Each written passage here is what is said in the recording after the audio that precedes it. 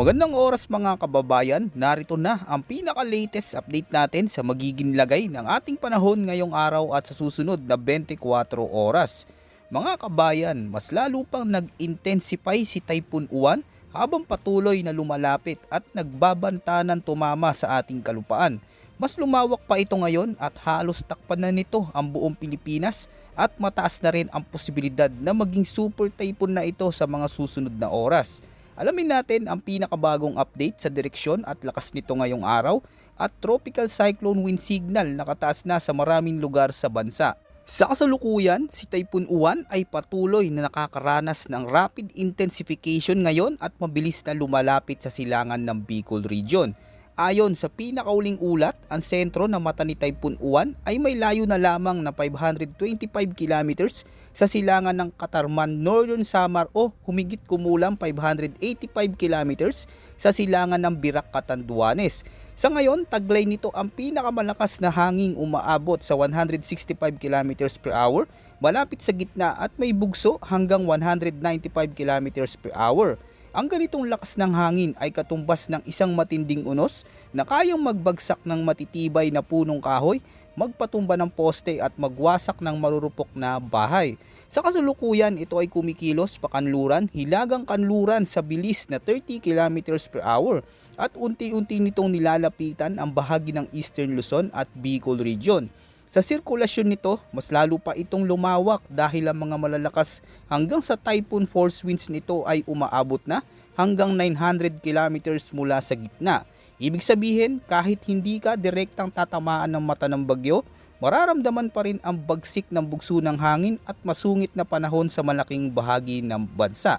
Kaya sa loob ng susunod na 24 oras, asahan na unti-unting paglala ng lagay ng panahon, lalo na sa silangang bahagi ng Luzon at ilang bahagi ng Visayas habang papalapit ang core ng bagyo. Sa ngayon, itinaas na ng Pag-asa ang tropical cyclone wind signal sa maraming lugar sa Luzon at Visayas. Nasa ilalim ng signal number 3 ang Catanduanes, silangang bahagi ng Camarines Sur, silangang bahagi ng Albay at silangang bahagi ng Sorsogon, pati na rin ang ilang bayan sa Northern Samar.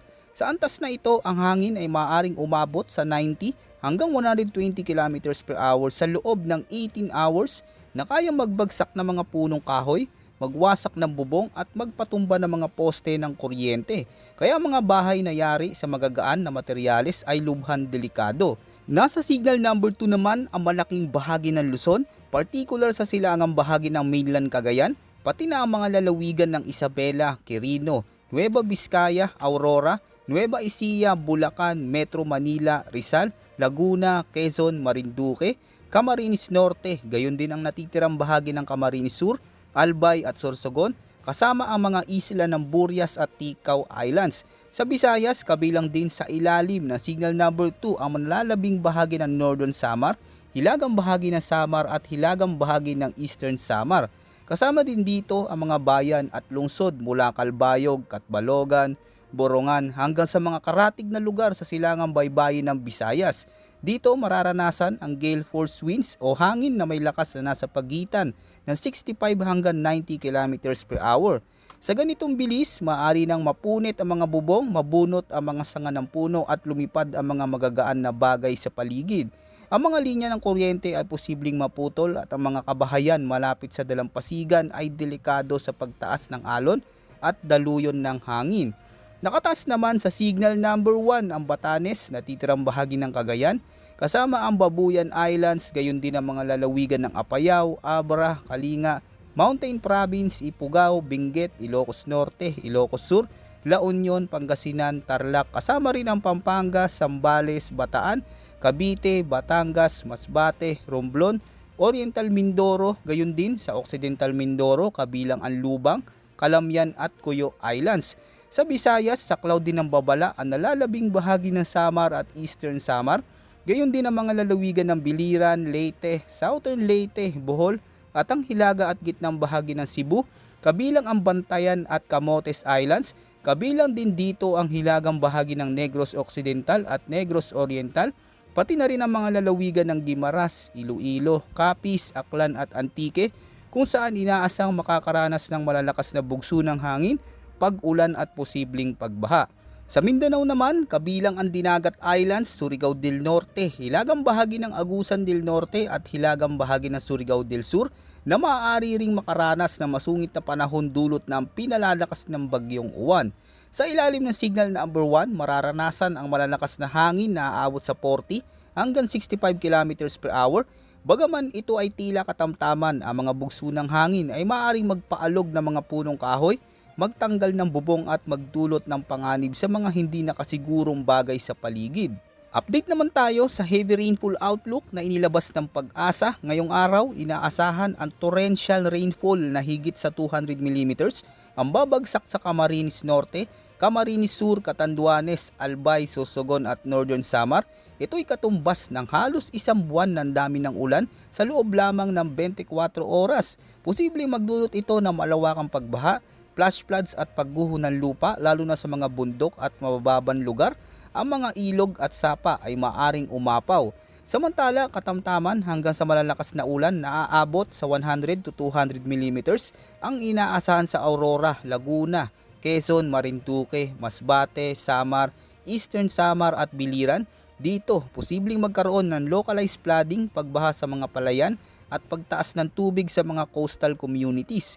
Habang nasa 50 hanggang 100 mm naman ang mararanasan sa Cagayan, Isabela, Quirino, Nueva Vizcaya, Apayao, Kalinga, Mountain Province, Ifugao, Nueva Ecija, Pampanga, Bulacan, Bataan, Metro Manila, Cavite, Batangas, Rizal, Occidental at Oriental Mindoro, gayon din sa Romblon at Leyte.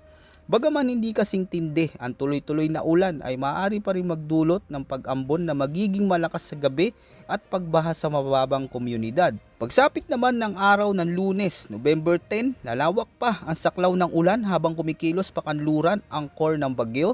Kaya asahan ang napakatinding mga pag-ulan na aabot sa higit 200 mm ang babagsak sa Quezon, Isabela, Quirino, Nueva Vizcaya, Apayao, Kalinga, Abra, Mountain Province, Ifugao, Benguet, Ilocos Sur, La Union, Pangasinan, Aurora, Nueva Ecija, Tarlac at Zambales. Sa mga rehiyong ito, maaaring maranasan ang pagguho ng lupa, pagkasira ng mga kalsada at mabilis na pagtaas ng tubig sa mga ilog. Ang mga bundok ay maaaring lumambot dahil sa tuloy-tuloy na pagbuhos ng ulan, kaya mataas ang panganib ng landslide at soil erosion. Samantala, 100 hanggang 200 mm ng ulan ang posibleng bumuhos sa Cagayan, Ilocos Norte, Bataan, Pampanga, Bulacan, Metro Manila, Cavite, Laguna, Batangas, Rizal, Occidental Mindoro at sa may Camarines Norte. Dito, asahan ang madalas na pagbaha, mga sirang linya ng kuryente at mahihirap na biyahe sa mga pangunahing kalsada. Habang 50 hanggang 100 mm naman ang posibleng bumagsak sa Batanes, Oriental Mindoro, Marinduque at Camarines Sur, kung saan posibleng magdulot ng bahagyang pagbaha at mapanganib na mga kondisyon sa karagatan. Paalala mga kababayan, mas mataas pa ang posibilidad ng mas malakas na pag-ulan sa mga bundok at matataas na lugar, at tandaan kung paulit-ulit nang umuulan sa inyong lugar, kahit hindi malakas, maaari na itong magdulot ng pagbaha at landslides dahil sa nabawasan ng kapasidad ng lupa na sumipsip ng tubig. Ngayon, alamin naman natin ang latest forecast track ni Bagyong Uwan. Mahalagang tandaan na ang bagyo na ito ay may lawak na kayang bumalot sa halos buong Luzon at malaking bahagi ng Visayas. Ang sirkulasyon at lakas ay umaabot ng daan-daang kilometro, kaya ang epekto ng ulan, hangin at alon ay mararamdaman kahit malayo ka pa sa mismong landfall area. Ayon sa pinakauling track forecast, si Uwan ay kikilos pakanluran hilagang kanluran ngayong araw at bukas, bago ito tuluyan lumiko pahilagang kanluran pagsapit ng Lunes. Sa ganitong galaw, inaasahan dadaan ng malapit ang mata ng bagyo sa Catanduanes sa umaga ng bukas at posibleng maglandfall sa hilaga o gitnang bahagi ng Aurora pagsapit ng gabi ng Linggo o madaling araw ng Lunes. Kaya mataas ang posibilidad ng pagkakaroon ng bahagyang paglihis ng direksyon nito na maaaring magresulta sa direktang pagtama ng eye wall sa Catanduanes, isang sinyalis ng pinakamalakas na bahagi ng bagyo na kayang magdulot ng pinsalang katumbas ng isang super typhoon. Habang patuloy itong papalapit, si Uwan ay inaasang mabilis panlalakas at maaaring umabot sa super typhoon category sa loob ng susunod na 24 oras. Ang ganitong antas ng bagyo ay may hangin na ito na higit 200 km per hour, kaya't asahan na anumang istrukturang mahina, puno, poste at linya ng kuryente ay maaaring bumigay agad sa lakas ng hagupit nito. Kahit ang mga lugar na dadaanan ng outer rain bands gaya ng Bicol Region, Quezon, Aurora at hilagang bahagi ng Visayas ay maaari ring makaranas ng torrential rains, malalakas na hangin at storm surge. Maging ang mga karatig na probinsya na nasa labas ng tinatawag na forecast cone ay hindi ligtas sa epekto nito. Dahil sa laki ng sirkulasyon ni Typhoon Uwan, kahit ang mga rehiyong hindi tatamaan ng mismong mata ng bagyo ay maaaring makaranas ng mapaminsalang ulan at bugso ng hangin. Kapag ito'y naglandfall na, tatawirin ni Uwan ang bulubunduking bahagi ng Hilagan Luzon at sa pagbaba nito sa baybayin ng Pangasinan o La Union, asahan na ang storm surge o biglaang pagtaas ng tubig dagat na maaring umabot ng ilang metro, lalo na kung ito ay sasabayan ng high tide.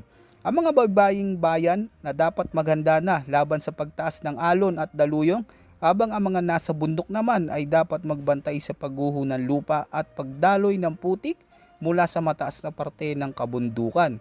Kaya ngayon pa lamang mga kababayan, habang may oras pa ay dapat munang isecure ang bubong, bintana at anumang bagay na maaring tangayin ng hangin, itabi sa matataas na bahagi ang mahalagang dokumento at kagamitan, maghanda ng go bag na may lamang pagkain, tubig, flashlight, gamot at radyo, at higit sa lahat makinig sa mga opisyal na abiso mula sa Pag-asa at ng lokal na pamahalaan para sa inyong kaligtasan habang patuloy nating minomonitor ang paglapit ni Uwan at ang panganib na dala nito, at huwag kalimutang mag-ingat mga kababayan.